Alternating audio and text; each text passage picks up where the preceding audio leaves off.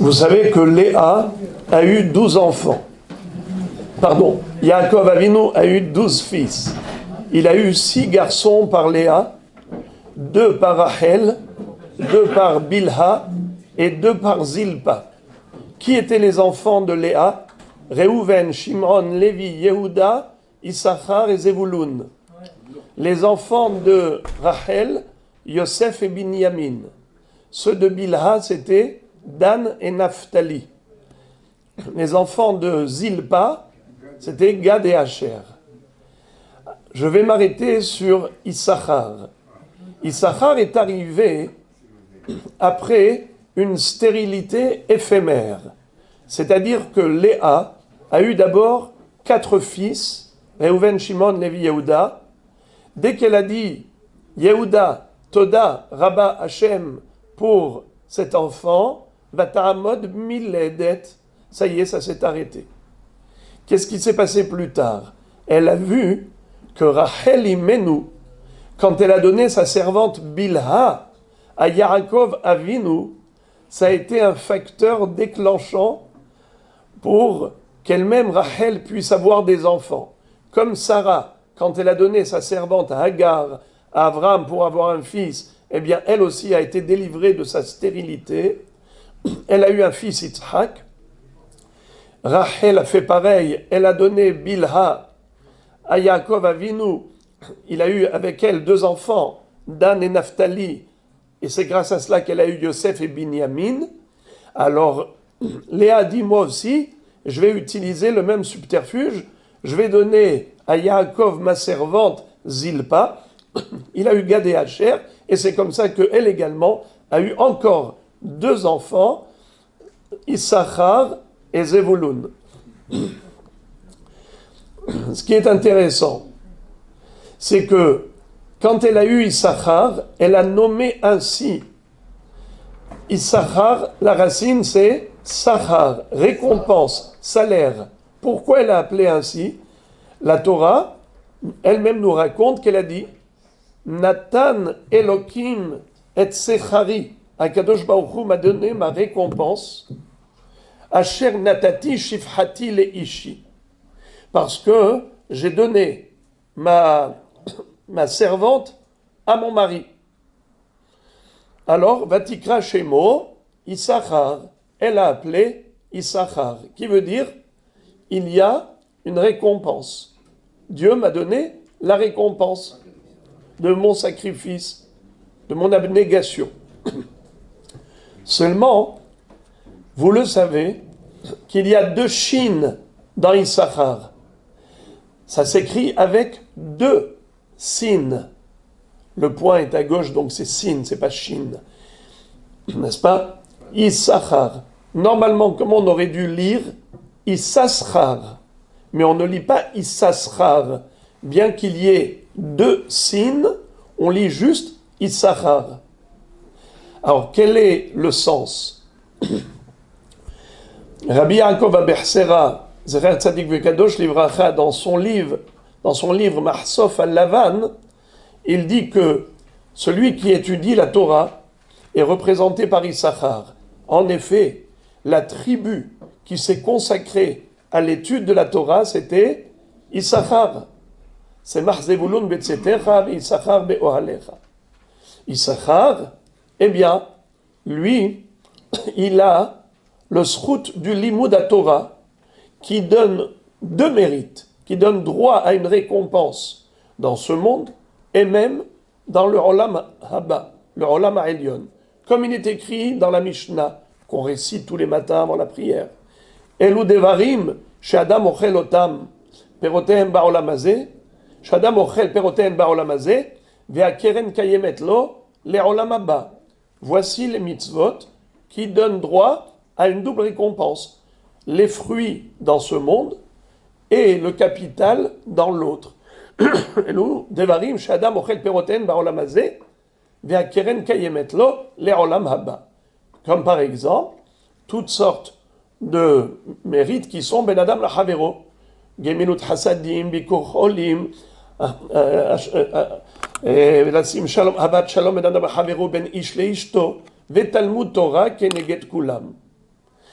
tous les bienfaits vis-à-vis des autres, comme des actes de bienfaisance, rendre visite aux malades, d'accueillir des invités, d'aider les gens, tout cela. Et Talmud Torah, Keneget Kulam. Et la mitzvah du Limud Torah, elle est équivalente à toutes les autres mitzvot, puisque grâce à l'étude de la Torah, on maintient le monde en existence. Il n'y a pas de plus grand chesed que l'étude de la Torah. Celui qui étudie la Torah, il fait du bien au monde entier. Car sans l'étude, le monde s'écroule. Grâce aux étudiants de la Torah, eh bien tout le monde a mérité une existence. Ok. Celui qui étudie la Torah, il a 2 sachar. Voilà pourquoi il y a 2 shin. Yesh sachar, mais pour dire qu'il y en a un des 2 shin qu'on n'entend pas. Il ne se prononce pas. Il est muet. C'est quoi? C'est la récompense du Olam Haba. Ce qu'on voit, Perotehen Ba'olam Hazeh, les fruits dans ce monde, ça s'est dévoilé. Tout le monde voit que le Issachar, déjà dans ce monde, il procure une satisfaction extraordinaire grâce au Limud HaTorah. Ça, c'est le Issachar, le signe qu'on voit, qu'on entend et donc qu'on voit. Mais il y a le deuxième signe, ça c'est un capital d'une dimension infinie. Comme il est écrit dans le Pasuk, Aïn lora'ata Elohim zulatecha.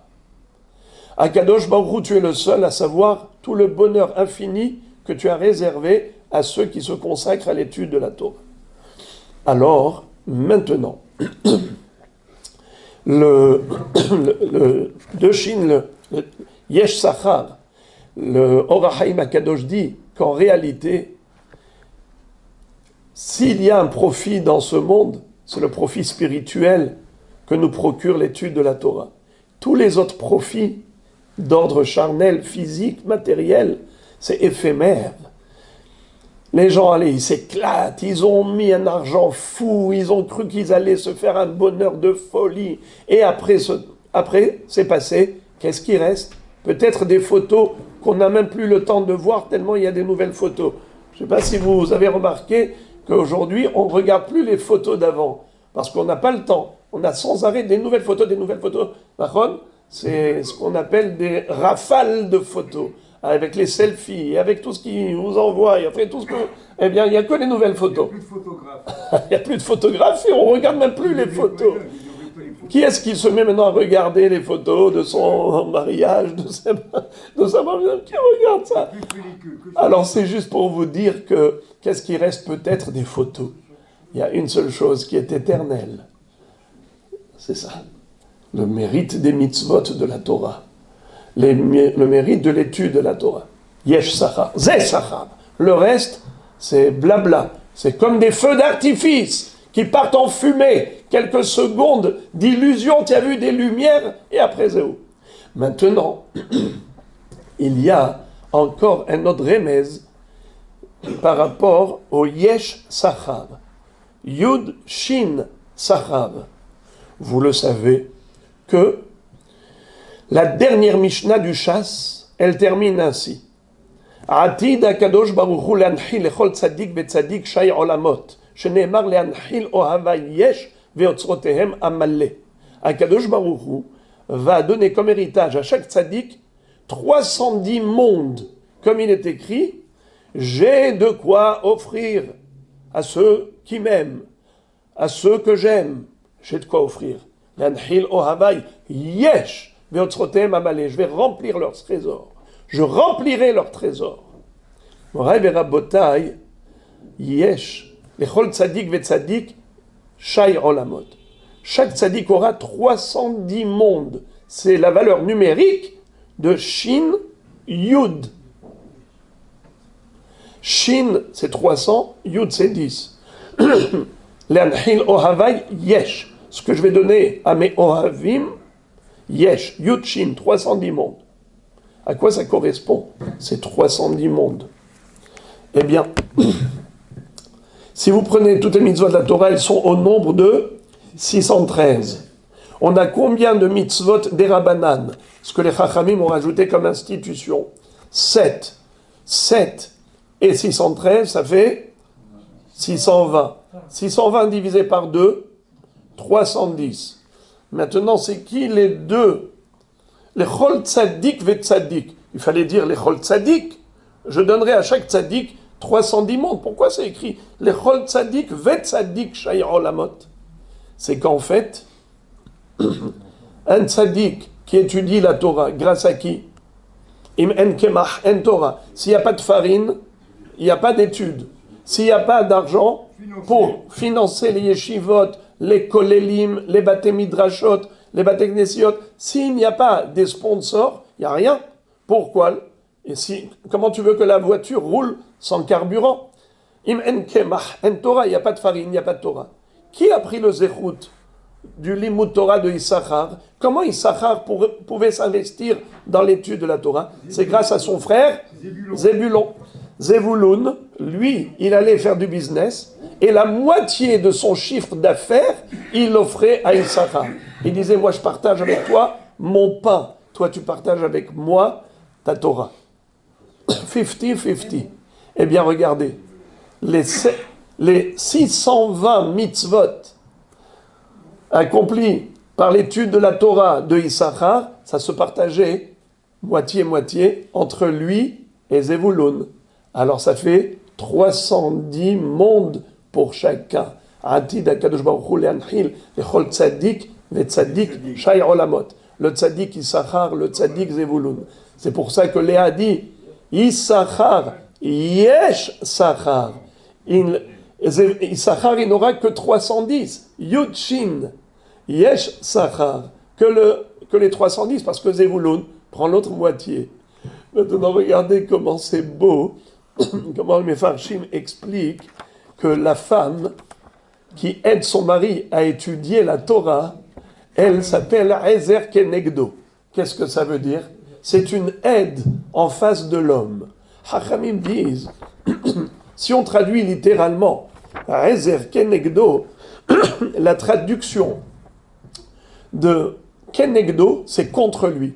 Ezer, c'est une aide pour lui. Alors la femme, elle est une aide pour l'homme ou contre l'homme?